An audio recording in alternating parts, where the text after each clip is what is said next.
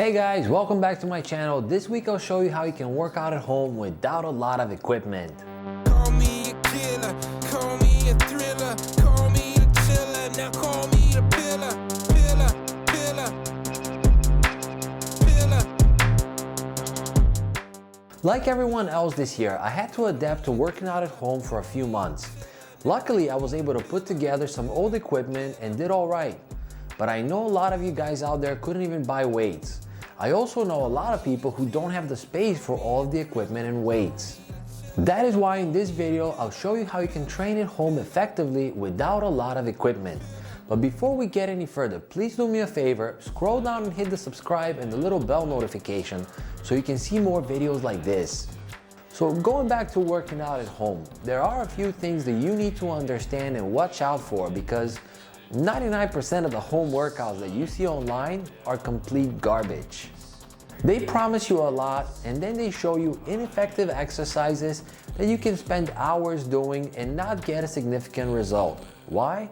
Because they go against some, if not all, of the 5 basic weight training principles that I summarize in my acronym FIRST.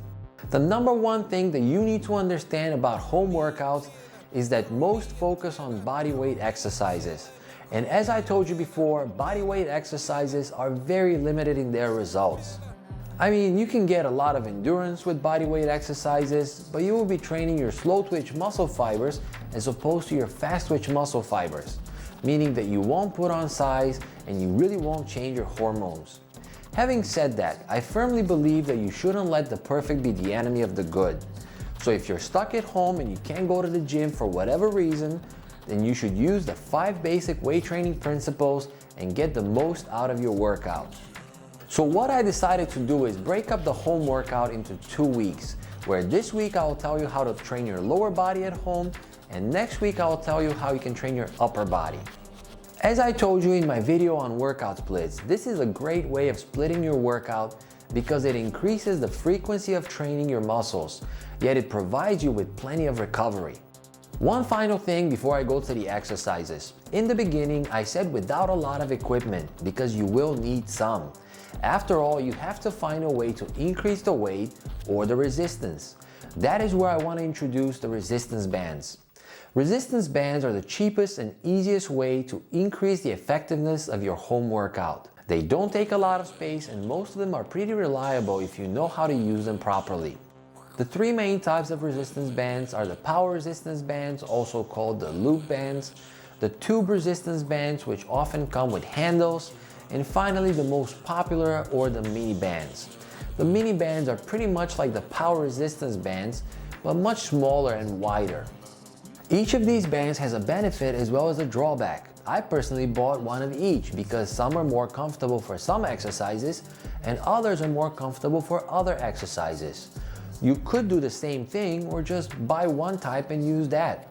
I also put the links to the exact ones that I use in the description, so check them out and see which ones you like best. Finally, I always use gloves when working with bands because they can be pretty hard on your skin. So let's get to the exercises. Whether you're at the gym or at home, you have to start off with the big muscles and the main compound exercises. What that means when it comes to lower body training is that we start off with squats. In this case, we can use either the power bands or the tube bands. Generally, I find the power bands to be a little bit easier to work with when doing squats. The problem with the tube bands in this case is that by holding the handles, you're involving a lot of small muscles in your arms and shoulders, and those are likely to get tired before the big leg muscles. On the other hand, using the power bands allows you to shift the resistance to your body and the hands are playing only a supporting role. Here you can have the bands going behind your neck or in front. You just have to find what works best for you. As usual, I recommend doing a warm-up sets of about 20 repetitions, then increasing the resistance with the bands as much as possible for a total of 5 or 6 sets. Because I can't go as heavy with the bands as I would using the equipment at the gym, I generally add more sets and incorporate more drop sets and supersets than I would incorporate when training at the gym. Just like when training legs at the gym, the second leg exercise is the Romanian deadlift. The Romanian deadlift is a great exercise for your entire posterior chain of muscles, which includes the hamstrings, glutes, and erectors. You can perform the Romanian deadlift with the power bands or the tube bands. You just have to make sure that you take a wide enough stance to where you take all of the slack away. This way you will have resistance even at the lowest point, which should be somewhere near the middle of your shin bone. Also, don't forget, the point of the Romanian deadlift is to hinge only at the hip, and your legs are slightly bent but not moving. You want to start with a warm-up set where you use the lightest band and do about 20 repetitions. Then increase the resistance in a pyramid fashion where you can only do 12 repetitions, then 10 repetitions, and then 8 repetitions. After that, you lower the resistance and you go back to doing 12 to 15 repetitions. Finally, I want to mention one thing that I talked about in my video on intensity.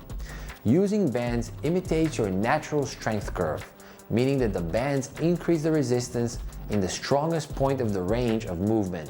So they are really good for overloading the entire range. The third exercise is the lunge. Lunges are great for working your quads and glutes. Here again, you can use different bands and in different ways. You really have to try and see which one you like best. As a side note, you generally don't want your knees to go past your toes because that puts too much stress on your knee. When performing the lunges with bands, you will notice that you're pushing up and slightly back, which tends to activate more hamstrings as well. But that's normal for resistance band lunges. Finally, you want to do about 4 sets where you pyramid the bands, starting with the lowest resistance, then increasing the resistance and finishing off the final set with the same band with which you started. The next exercise is an imitation of the leg curls. I generally use the mini bands because you can use one of your legs to push away as you curl the other towards your butt. This might take a little bit of practice, but I promise you that it's really easy when you do it a couple of times. You can do this exercise with the power bands if you slip one end under a leg of a couch or a really heavy table. I generally do one leg at a time so I can really focus on the mind-muscle connection with the leg that I'm working on. But try it out and see which one works best for you. The next exercise is the calf raises. Training calves at home is quite difficult because the soleus muscle is mostly activated when the leg is bent. And there really aren't any effective ways to load the soleus at home. However, you can decently train your gastroc muscle with calf raises. With calf raises, you just have to find something to step on, like a thick book or a piece of wood, a stair, or whatever you can think of. The point here again is to use the bands to increase the resistance.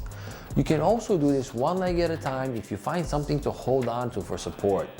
Finally, you can't forget about the tibialis anterior. This will create balance in your lower leg and help you grow your calves. I generally use either the tube or the power bands. Just like the leg curls, you have to use either the door or something really heavy, like a couch.